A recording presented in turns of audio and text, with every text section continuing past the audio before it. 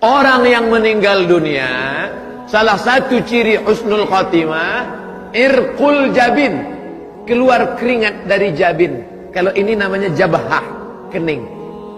Kalau ini namanya jabin, yang di atas jabin. Kalau gabin, roti. Ini jabin namanya. Salah satu ciri husnul khotimah, irqul jabin, berkeringat bagian atas alisnya. Kenapa berkeringat?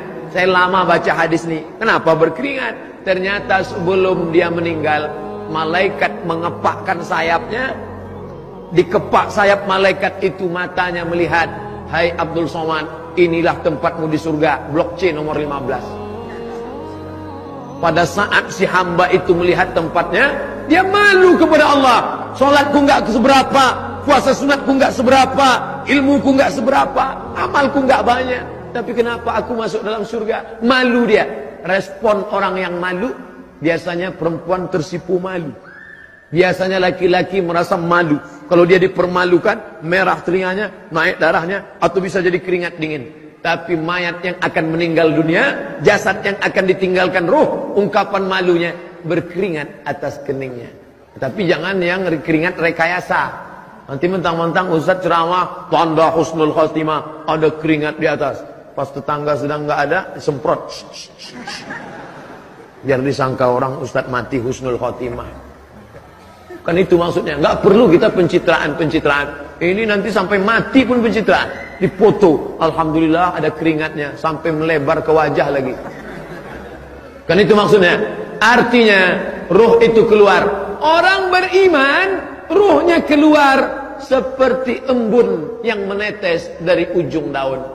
Ini daun, pada saat tengah malam embun turun awan ke bawah, lalu kemudian berkumpul dari sisi-sisi daun, menetes di ujung daun. Embun menetes ke bawah, daun tidak ada yang ranting patah, daun tidak bergoncang.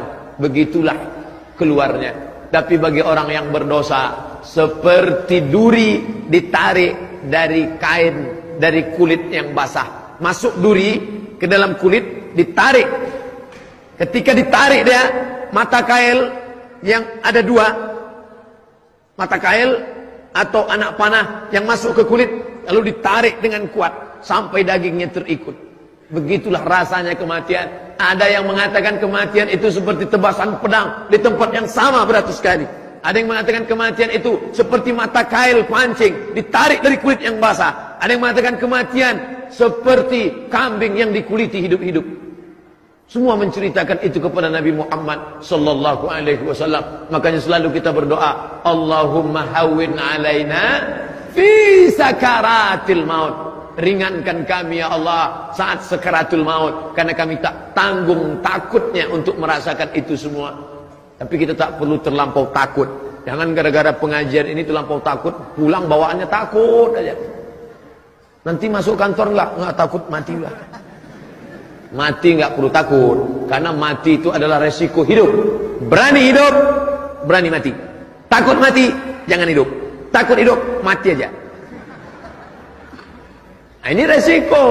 Life is take risk. Hidup adalah berani mengambil resiko. Dan filosof-filosof barat itu hampir tidak pernah cerita mati. Socrates, Aristoteles, Demokritos, Thales, filosof-filosof barat, mereka hampir semuanya kalau sudah cerita mati takut.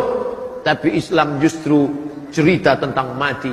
Kenapa? Mati adalah semangat kehidupan. Kenapa kita beramal soleh? Persiapan untuk mati.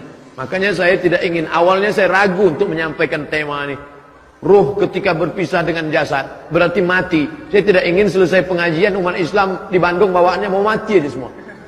Gimana bisnis kita ke depan, Bu? Udahlah, nggak usah diurus, saya mau mati aja. Adik-adik mahasiswa nanti selesai S1 mau ngambil master di mana, mau ngambil S3 di mana, nggak ada gunanya S2 S3 Pak Ustaz, mau mati aja nih.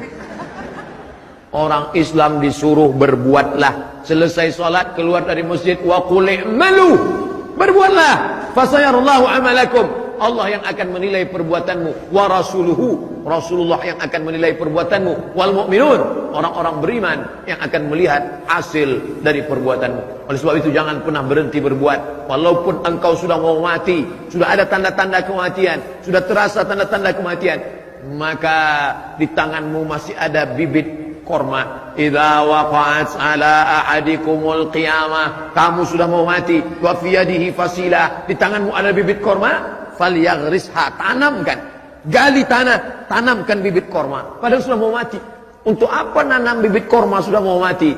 Korma itu akan tumbuh, bertunas, berbatang, berbuah, dan dia akan bernaung. Ada orang bernaung di bawah pohonnya karena kepanasan, dan ketika dia berbuah, ada orang akan memakan buahnya. Allahumma barik lana fima razaqtana wa qina adzabannar. Nyami.